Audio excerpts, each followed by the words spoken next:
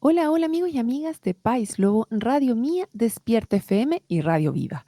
Soy Rocío Gambra y este es un nuevo Política Podcast. El día de hoy tenemos un nuevo panelista que lo habíamos tenido solamente como entrevistado, pero dada la contingencia, dado que este tema no pasa de moda y lamentablemente se mantiene pegado en lo que le importa a las personas, lo vamos a tener siempre como panelista ahora. Él es Jorge Contreras Blumel. Él es un general en retiro, comandante en retiro. Coronel. Cuéntanos tú mejor, Jorge, coronel en retiro. ¿Cómo Sí, estás? coronel retiro. Muy bien, gracias, Rocío. Cuéntanos un poquito de nuestros auditores para que sepan bien quién eres tú y por qué te invitamos a este programa. Bueno, junto con la gestión que realicé en los últimos años de mi ejercicio como coronel activo del ejército, que tuve a cargo las elecciones, la coordinación también de aspectos de la pandemia, me tocó acercarme mucho al tema de seguridad ciudadana. Posteriormente decidí ya acogerme a retiro en forma voluntaria y dedicarme a un nuevo ejercicio vocacional y para mi país, que es investigar, indagar y hacer consultoría en seguridad ciudadana. La Universidad Adolfo Ibáñez me acogió, me invitó a participar, ¿cierto?, de sus programas, junto con ser jefe académico del Centro de Inteligencia Territorial de la Universidad Adolfo Ibáñez, que se dedica justamente a estudios del territorio.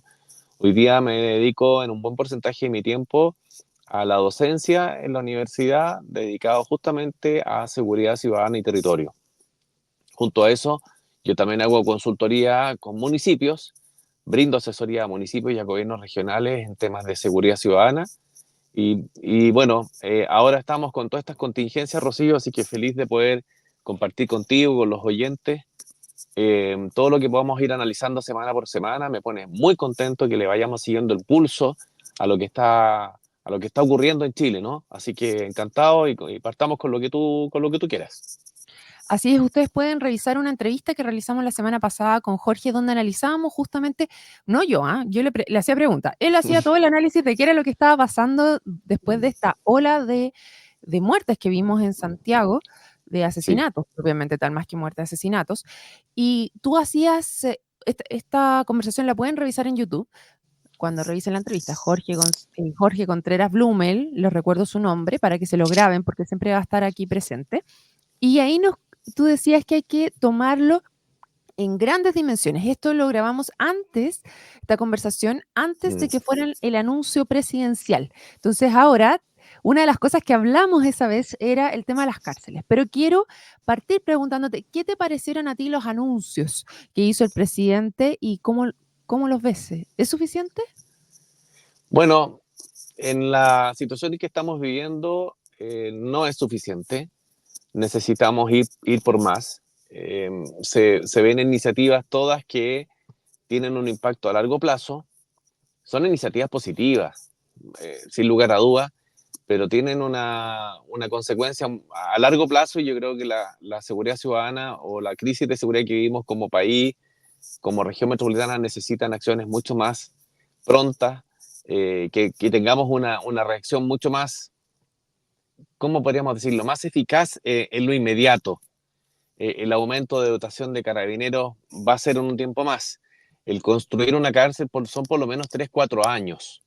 Pero son señales por lo menos que se van dando, ¿cierto?, de iniciativas, de acciones y de decisiones. Hablábamos la vez pasada de que una de las cosas que estamos más de menos es la convicción en el relato, la convicción política, así como que además que sintamos que hay una conducción en el relato de la seguridad ciudadana. Hay como muchas iniciativas dispersas.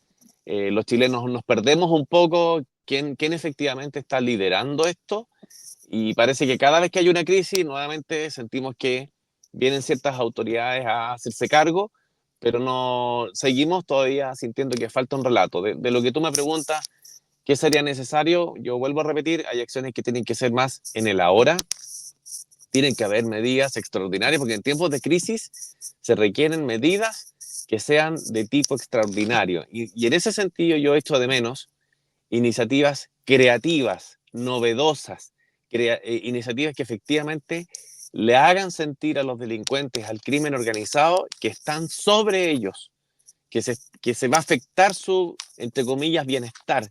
Su libertad para poder accionar va a ser afectada.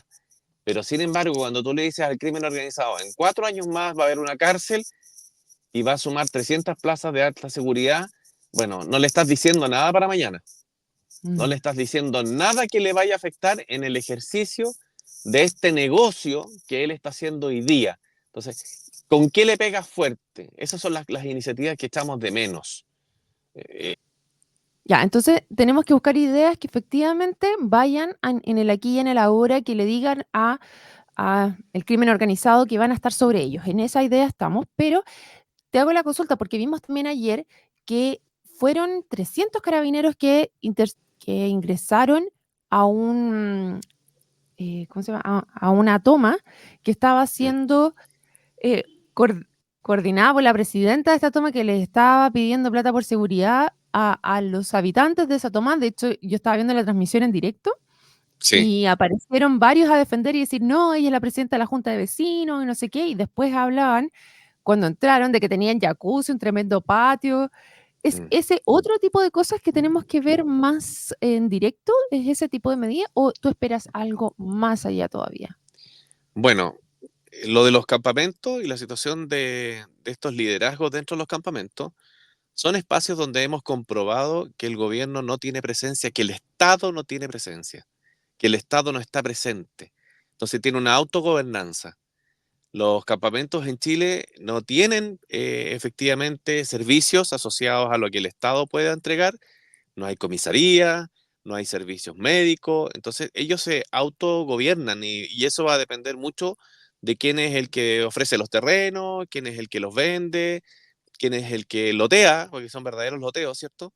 Entonces, cuando uno ve estos liderazgos que están dentro, claro, ellos van a tratar de sostener y prolongar en el tiempo esta autonomía porque les permite hacer lo que ellos quieran.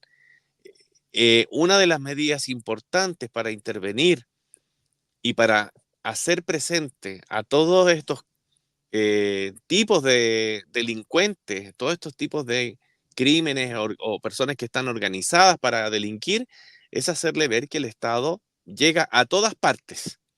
Es un poco lo que ha pasado en la Araucanía, ¿no?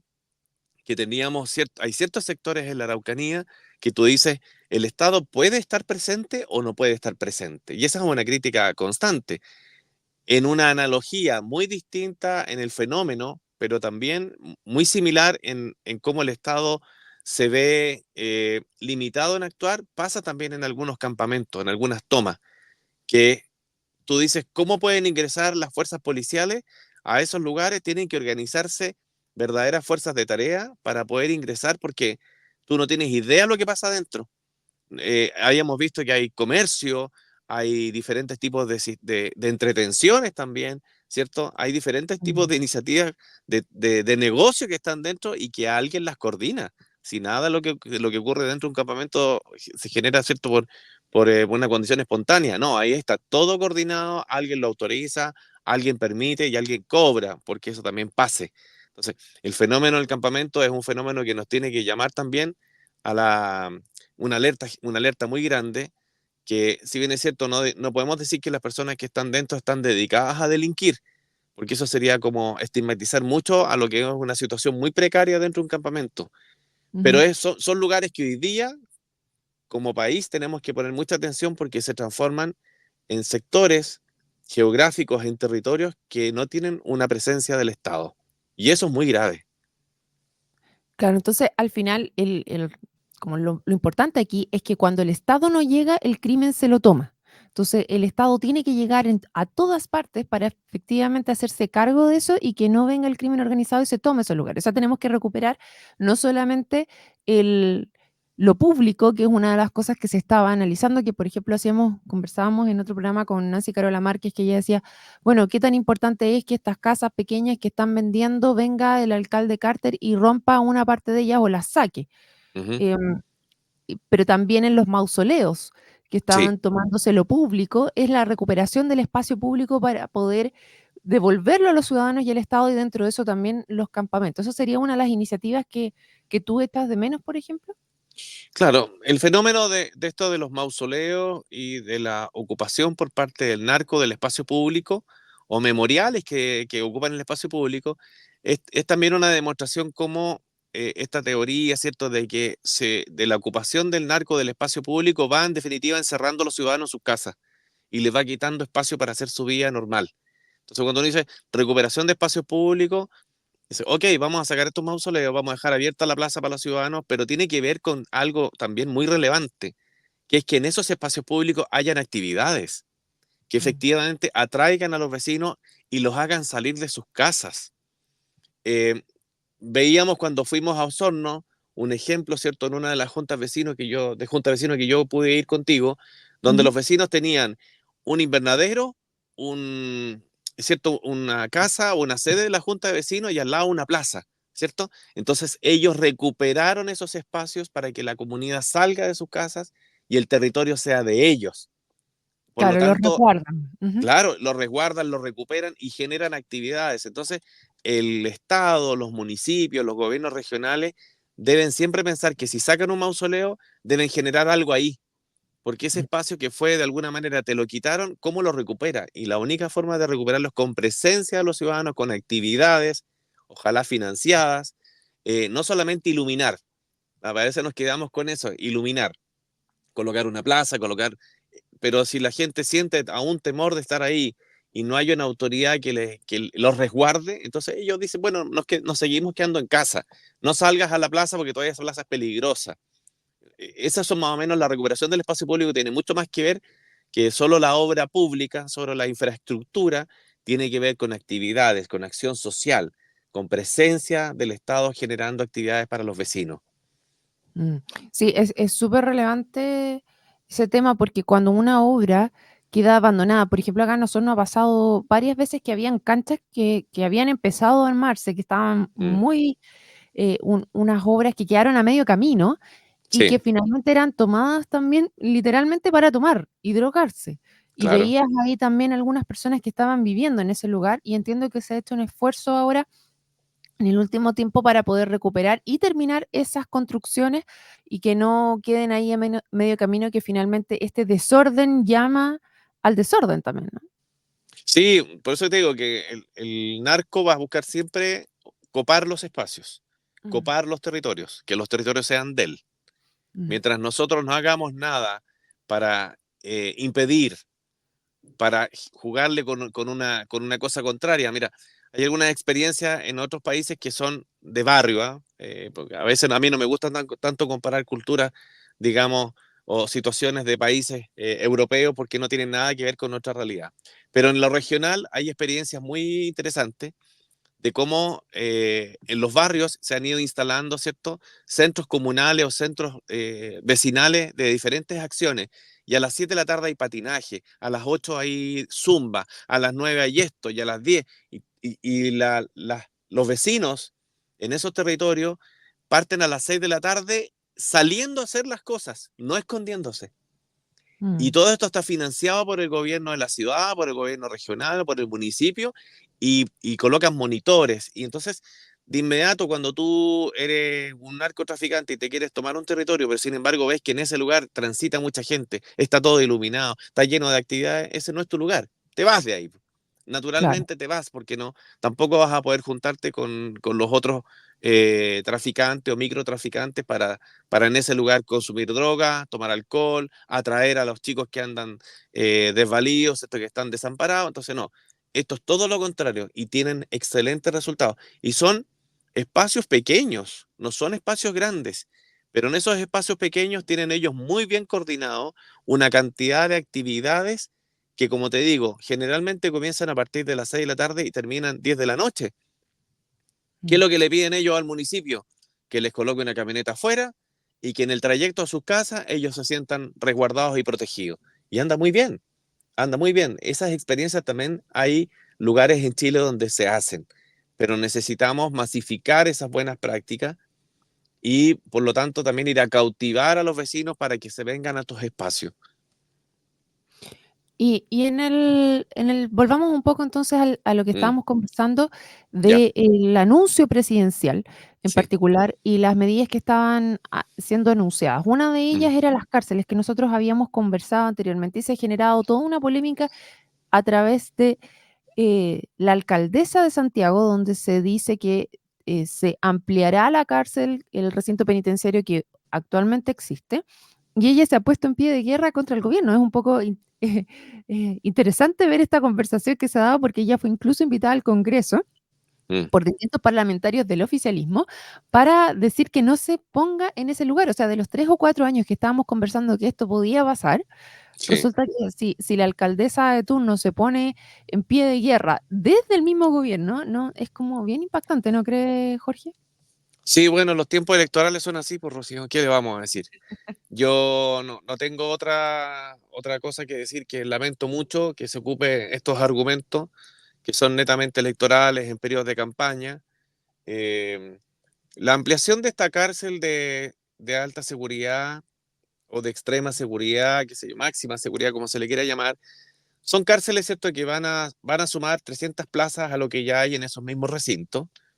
Probablemente van a haber un tipo de persona privada de libertad que sea, obviamente, provenga de bandas de crimen organizado, pero la región metropolitana y todas las regiones del país tienen que entender también que esto tiene que racionalizarse, está cerca de los tribunales, está cerca del otro penal, logísticamente todo se une. Entonces, yo creo que tiene más una lectura electoral que lo que yo pensaría que efectivamente es algo que está bien sopesado por el municipio, por la alcaldesa, pensando en el bienestar de todos. La verdad que en algún territorio tú tienes que situar, ¿cierto?, esta cárcel, pero en este caso, yo creo que hoy día, la caracterización de ese territorio en general, de que lo que es hoy día eh, el centro de justicia, la penitenciaría, hoy día ya tiene una caracterización asociada a esto, tiene una constante. Por lo tanto, lo que vas a hacer es construir un nuevo recinto a un costado, en el cual va a continuar una dinámica que ya debiera poder manejarse, ¿ya? Entonces, si tú construyes una cárcel de máxima seguridad en ese lugar, lo que hay que hacer es que todos los actores, incluido el municipio, entiendan que es un rol de todos impedir que eso afecte al territorio. Es decir, que el municipio pueda contribuir con una seguridad en un anillo exterior para evitar, ¿cierto?, que se lancen estos pelotazos hacia el interior de la cárcel. También tener un resguardo sobre las visitas que se hacen a este recinto. También generar condiciones en el entorno para que esto no, de alguna manera, no ensucie, no provoque disturbio, no provoque alteración de lo que hoy día es una realidad en ese sector, ¿no? Cuando uno transita por esa zona, ve efectivamente siempre entrando y saliendo visitas, ve vehículos celulares de gendarmería, etcétera. Y hay una dinámica que yo creo que en el futuro, si esto se instala como ya está previsto, no va a cambiar mucho de la dinámica del barrio, pero me parece que el relato electoral está superando a la alcaldesa y ella está claramente eh, tratando de bogar por los vecinos, pero lo veo muy electoral y no tan fundado. Jorge, y bueno, ¿tú crees que las 300 plazas son suficientes en este caso? Mira, no van a ser suficientes, porque la verdad que el nivel de hacinamiento de los centros penitenciarios en Chile es altísimo. Nosotros trabajamos justamente haciendo análisis con gente ligada a gendarmería que ya está en condición de retiro, porque están muy actualizados con lo que pasa. Y lo que nos comentan es que efectivamente hay mucho hacinamiento, pero esto en particular de generar esta cantidad de plazas va a tener también que ver con las políticas que logremos generar. Porque si nosotros generamos políticas públicas de detección de las bandas de crimen organizado, logramos aislarlas y efectivamente se generan cárceles que le provoquen al narcotraficante, al miembro de una banda de crimen organizado, temor de que efectivamente va a estar en una condición tan restringida dentro de la cárcel que él no va a querer operar en Chile. Ese es el efecto cuando tú ves que los americanos capturaban gente en Colombia y se la llevaban a Estados Unidos. ¿Te acuerdas de eso, cierto? Sí. Entonces, el narcotraficante colombiano le tiene miedo al FBI, pues, le tiene miedo a la DEA. porque sabe que si se lo llevan a una cárcel de alta seguridad, o sea, es que de ahí no saliste más. Pero no así si al narcotraficante del Tren de Aragua lo llevas a una cárcel en Venezuela, en el mismo Colombia, o a veces en otros países centroamericanos o de la región, ellos sienten que pueden seguir operando. Si nosotros damos una demostración como país de que vamos a crear una cárcel que va a impedir cualquier tipo de iniciativa delictual de crimen organizado desde dentro de la cárcel, ese miembro, ese líder de esa banda de crimen organizado no va a querer quedarse en Chile. Esa es la señal. Pero para eso, como te digo, no importa si son 300 o 500 inicialmente, lo que importa es que la señal sea potente, que estamos haciendo cosas y que efectivamente, si tú caes aquí en Chile detenido, te vas a la cárcel. Primera cosa, que lo hablamos la vez pasada, las condenas. Mm. Primero que nada, ¿eres condenado? Sí, porque la justicia funciona, porque los jueces no son corruptos, porque los fiscales no son corruptos y porque la ley se aplica. Y segundo, si te vas preso y condenado, cumples la condena en las condiciones que te toca por ser parte de una banda de crimen organizado.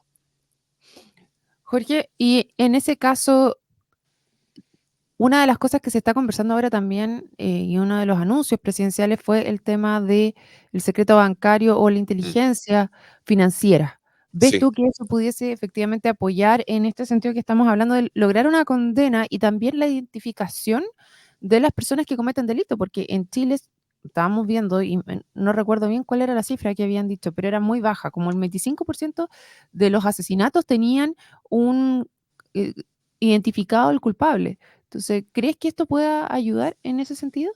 Bueno, la ruta del dinero es algo que tenemos que también mejorar. Vamos a hablar de dos cosas, Rocío. Hablemos de la inteligencia. La inteligencia tenemos en nuestra clase política un temor, pero, pero arraigado, yo diría que de manera, la verdad que tremenda, a que haya un aparato de inteligencia en el Estado y que vaya a indagar cosas y que algo más se sepa de lo que quizás ellos no quieren que se sepa. Porque la verdad que tenemos una ley de inteligencia tramitada hace no sé cuántos miles de años y aún no pasa nada. No hay nada que puedas hacer si no hay una inteligencia efectiva y la inteligencia económica es parte de esa inteligencia. Si vemos que una barbería está operando y no tenemos la sospecha de que ahí está pasando algo y se puede levantar un secreto bancario de él, de un empresario, de un político, de un juez, de quien Mm. sea, vamos a encontrar la ruta del dinero porque entran y salen, ¿cierto? Los millones y millones y no sabemos qué está pasando. Entonces, claramente es un elemento que hoy día se necesita para perseguir al crimen organizado, levantar el secreto bancario, pero levantarlo pronto. No, no puede tener tantas trabas para llegar a, ¿cierto?, a acceder. Lo que busca la ley es que se generen iniciativas mucho más prontas. ¿Por qué? Porque apenas cae uno, todo el resto se arranca. Entonces, lo que tenemos que hacer es saber dónde está la ruta del dinero y quiénes más están involucrados. Por eso que este tema del secreto bancario, yo soy totalmente partidario. Tenemos que generar las regulaciones para que los chilenos estemos tranquilos, pero Rocío, el que nada hace, nada teme. Si el que nada hace, nada teme. Si a mí me van a levantar el secreto bancario y yo no ando haciendo ni cosas fuera de la ley, ni marginadas de la ley, pues entonces, ¿cuál es el problema? Si que, si me van a ver que compré más o menos cosas en el supermercado, yo creo que ahí hay ciertos temores, ¿cierto? Asociados a quienes se manejan al límite, ¿cierto? Y que el secreto bancario lo ven como una amenaza, pero insisto, el que nada hace, nada teme, es un elemento fundamental conocer la ruta del dinero y la inteligencia asociada al crimen organizado debe ser uno de los proyectos que más pronto debe salir. No es posible que no tengamos ninguna inteligencia hoy día, ningún agente, realmente agente de inteligencia del Estado, buscando información respecto de las bandas de crimen organizado operando en Chile. O sea, ¿qué es lo que ocurre? La inteligencia siempre es preventiva, Rocío. Es preventiva, actúa antes, no actúa después. Por eso se llama inteligencia. Entonces, la inteligencia, ¿qué es lo que hace? Es buscar antecedentes a partir de ciertas señales de cosas que podrían llegar a ocurrir y las detecta antes y le avisa a la autoridad antes. Ejemplo, supimos que andan ciertos personajes del Tren de Aragua operando en X región del país. Bueno, eso tiene que saltar, eso tiene que asomarse antes de que se cometan los crímenes por esa banda. Por lo tanto, ¿y cómo lo sabemos? Porque nos dimos cuenta que estaban ingresando ciertas personas por el aeropuerto. Entonces yo designo agentes para que sigan a esos potenciales delincuentes. Y ya les hago seguimiento y empiezo a entender qué andan haciendo. Y me preocupo de ellos. Pero si no han cometido delito, hoy día en Chile, ¿yo les puedo hacer seguimiento? No puedo, porque no han delinquido. Entonces, esa es la inteligencia que Chile necesita para combatir el crimen organizado de manera preventiva. Estamos llegando tarde a todo. ¿Y por qué? Porque tenemos un tremendo sesgo en la clase política chilena que está legislando con un temor tremendo a que la inteligencia sepa más de lo que sabe hoy. Y lo otro, ¿quién va a manejar esa información? ¿Quién va a saber de estos datos que yo te estoy comentando? ¿Quién va a ser el que va a estar a cargo de filtrar y de decir esto se sabe, esto no se sabe? ¿Entiendes? Entonces ahí hay una situación muy delicada. Insisto, yo veo un temor asociado a esto de cierta parte del espectro político, de que se sepan más cosas de lo que se debe saber. Entonces ahí hay que en algún minuto ya tomar una decisión y entender que la inteligencia es absolutamente necesaria. Imagínate que en Europa, a mí me tocó trabajar en estas misiones ¿cierto? De paz en Europa, y uno ve la operación de inteligencia realizándose, ve prevención, ve seguimiento a ciertos grupos terroristas, los acompañan, van viendo dónde están, y entonces, por ejemplo, en algunos países de Europa se tiene levantado a aquellos personajes que se están yendo a radicalizar a otros territorios. Es decir, van a X país, se radicalizan, es decir, se entrenan para cometer atentados terroristas y vuelven. Y tanto en la ida como en el regreso están siendo vigilados, porque son potenciales agentes, ¿cierto?, radicalizados terroristas. Nosotros cuando ingresa un personaje a Chile y detectamos que donde viene, sabemos quién es, aunque venga con visas de turista, nosotros debiéramos estar pendientes de qué está haciendo en Chile. Esa es Y la eso, inteligencia que necesitamos. y eso actualmente no es posible, Jorge. Tú señalas que no existe la autorización para poder hacer un seguimiento de una persona que no ha cometido delito, pero que sí tiene ciertas banderas rojas que nos podrían alertar a posible comisión de delito dentro del territorio, ¿no? O sea, ¿por qué lo tendrías que seguir? ¿Quién tendría que autorizar un seguimiento? No, es que tengo una escucha telefónica que dice que conversó con este. Bueno, eso hoy día tiene que pasar por una causa, por un tribunal, por un juez de garantía o por un juez que diga, hágase. Entonces, Mm, ya en el minuto que hiciste todo ese trámite, ya esa célula, ¿cierto? Puede estar haciendo quizás qué cosa, pero la inteligencia tiene que ver con eso, tiene que ver actuar de forma preventiva. Entonces, la inteligencia genera sujetos de interés. ujú, Y esos sujetos de interés, tú les pones el ojo y empiezas a hacer un seguimiento de sus conductas. mm, Puedes llevar adelante medidas intrusivas. Es decir, vas efectivamente de acuerdo a una ley de inteligencia ágil que permita, le puedes interceptar el teléfono porque sabes que este personaje donde ande no va a andar de vacaciones. ¿Ok? mm. Lo tienes muy claro porque está declarado en XXX país como un terrorista o en este caso un narcotraficante, pero declarado, declarado, declarado. Entonces tú dices, si entró a Chile, a algo viene. Mm. Eh, es porque, Es muy interesante hacer ese seguimiento. Lamentablemente, Jorge, se nos acaba el programa. bueno, El día bueno, de hoy vamos a poder seguir conversando el próximo jueves sobre estos temas y más. Te quiero agradecer que hayas conversado con nosotros y a todos los que se sumaron también. Los dejo invitadísimos para un nuevo capítulo del Política Podcast. Muchas gracias, Jorge. Nos vemos. gracias a Chao. ti.